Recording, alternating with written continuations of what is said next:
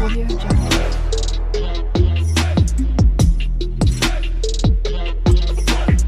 Audio Jungle.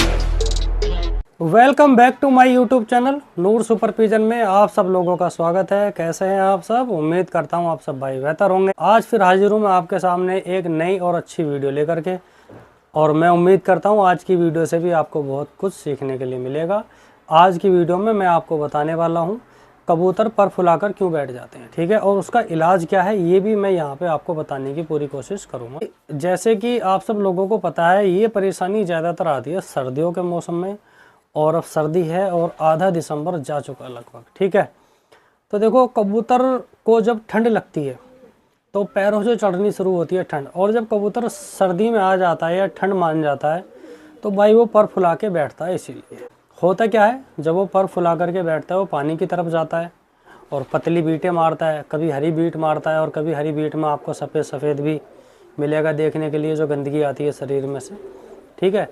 और उसके साथ साथ क्या होता है, कबूतर धीरे धीरे अपने शरीर का जो वज़न होता है वो कम करने लगता है। और एक इसमें मेन चीज़ और है जो बहुत से अच्छे खिलाड़ियों को, सब लोगों को गलतफहमी है, मैं यहाँ पे आप सब लोगों को बताना चाहूँगा सिखाने के लिए, किसी ने आपको नहीं बताई होगी। कबूतर को कभी भी बुखार नहीं होता है, ठीक है। कबूतर को कभी भी बुखार नहीं होता है, क्योंकि जो ये हमारे कबूतर होते हैं इनका टेम्परेचर ऑलरेडी ही शरीर का हाई होता है। जैसे मुर्गी का टेम्परेचर बहुत हाई होता है, कबूतर का बहुत हाई होता है, ठीक है। लगभग 105 फ़ारेनहाइट या 43 डिग्री सेल्सियस के लमसम में इसका टेम्परेचर रहता है। इनका टेम्परेचर जब भी होता है तो भाई डाउन ही होता है, यानी कि इनके शरीर का तापमान गिर जाता है और ये ठंड में आ जाते हैं।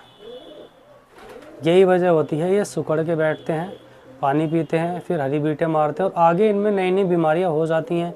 वज़न कम कर लेंगे या वायरस आ गया है छत पे तो आगे जाके लकवे में भी चले जाएंगे। ये वजह तो है कबूतर के पर फुला करके बैठने की। कम समय में सीधी डायरेक्ट बात बताइए आपको, ना कि घुमा फिरा करके। अब बात करते हैं हम इसके इलाज की। सबसे बेहतर इलाज का तरीका ये है कबूतरों में, आपको लगता है जो कबूतर बीमार है पहले तो उसे अच्छे कबूतरों से अलग कर दो, जो आपके सही कबूतर हैं उनसे अलग कर दो, अगर आपके पास व्यवस्था उसको अलग करने की है। क्योंकि भाई बीमारी हमेशा कबूतर से कबूतर को फैलती है। इनमें ऐसी बीमारियां आती हैं, या तो वायरस डिसीज़ आती हैं या फंगल डिसीज़ आती हैं, जो हमेशा फैलती हैं।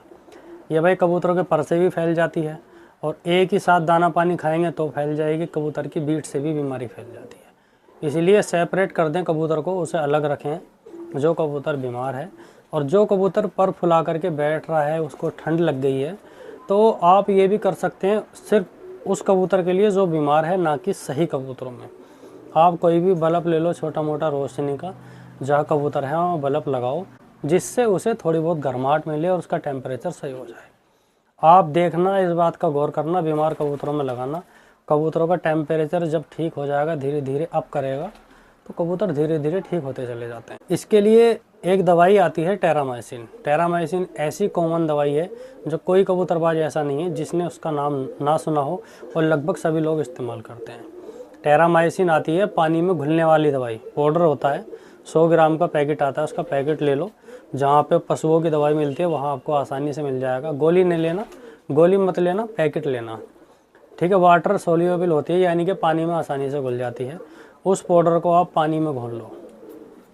मान के चलिए आपने थोड़ा सा पाउडर ले लिया, 2 ग्राम पाउडर मान के चल लो आप, या 1 चम्मच का चौथा हिस्सा पाउडर मान के चलो आप। जैसे छोटा चम्मच होता है अपना चाय वाला, उसका चौथा हिस्सा मान के चलो। वो आप 100 ग्राम या 150 ग्राम पानी में उसे घोल लो। 100 से 150 ml पानी में उसे घोल लो। घोलने के बाद में एक कबूतर को 1 से 1.5 ml पानी आप दे दो। पानी जब देना है अच्छे तरीके से दवा उसमें घुल गई हो, ठीक है। और उसके साथ अगर मान के चलिए कबूतर हरी बीट भी कर रहा है, तो हरी बीट करने के लिए मैं आपको यहाँ पे सिरप बताता हूँ। सिरप आप आता है मेट्रोजिल, उस सिरप का इस्तेमाल कर सकते हैं। डायरिया में, बच्चों के दस्तों में इस्तेमाल की जाने वाली दवा है। 5-5 बूंद के हिसाब से भी दे सकते हैं। किसी भाई को अगर मेट्रोजिल नहीं मिलता है तो इसकी जगह वो भाई पावरजिल भी इस्तेमाल कर सकता है। पावरजिल नहीं मिलता है तो फिलाजिल के नाम से फिलाजिल के नाम से आता है, आप उसे भी इस्तेमाल कर सकते हैं। तो 3 ऑप्शन मैंने बता दिए। ये शिकायत बिल्कुल नहीं छोड़िए कि ये दवाई नहीं मिल रही है। मेट्रोजिल ले लें, पावरजिल ले लें, फिलाजिल ले लें। कोई भी एक दवाई अगर कबूतरों में पर फुलाने के साथ साथ पतली बीटें या हरी बीटें मार रहे हैं तो आप इस दवाई को भी इस्तेमाल कर सकते हैं। बहुत अच्छी दवाई है। और कोशिश हमेशा ये करनी है जो कबूतर बीमार हैं उन्हें अलग रखें, और जिस जगह पे आप रख रहे हैं वो जगह ठंडी ना हो, वहाँ एक बल्ब लगाते हैं। ठीक है, बहुत बेहतर तरीका है, बहुत अच्छा इलाज है। सर्दियों में अगर कबूतर आपके ठंड में आ रहे हैं तो टेट्रासाइक्लिन साल्ट होता है उसमें, जो टेरामाइसिन दवा होती है, वो पानी आप दो और लगभग 1 हफ्ते तक आप इसे इस्तेमाल करो। 5-7 दिन का ये इलाज है, कबूतर आपके बिल्कुल ठीक हो जाएंगे। सर्दी में आपके कबूतर पर फुलाकर नहीं बैठेंगे। मैंने इस वीडियो के अंदर आपको ये भी बताया है कि कबूतर पर फुलाकर क्यों बैठते हैं, और अगर पर फुलाकर बैठ रहे हैं तो इसका इलाज क्या है, ये चीज़ भी मैंने आपको इस वीडियो में बताई है। तो मैं उम्मीद करता हूँ मेरे द्वारा दी गई जानकारी आपको अच्छी लगी होगी, आपको कुछ सीखने के लिए मिला होगा। इसलिए आप अगर अच्छा समझते हैं तो वीडियो को लाइक करें और वीडियो को शेयर करें, जिससे जो आगे भाई हैं वो भी सीख सकें और अपना शौक अच्छा कर सकें। इसी के साथ मैं आपसे विदा लेता हूँ, मिलेंगे नेक्स्ट वीडियो में। अस्सलाम वालेकुम, नमस्कार, सत श्री अकाल।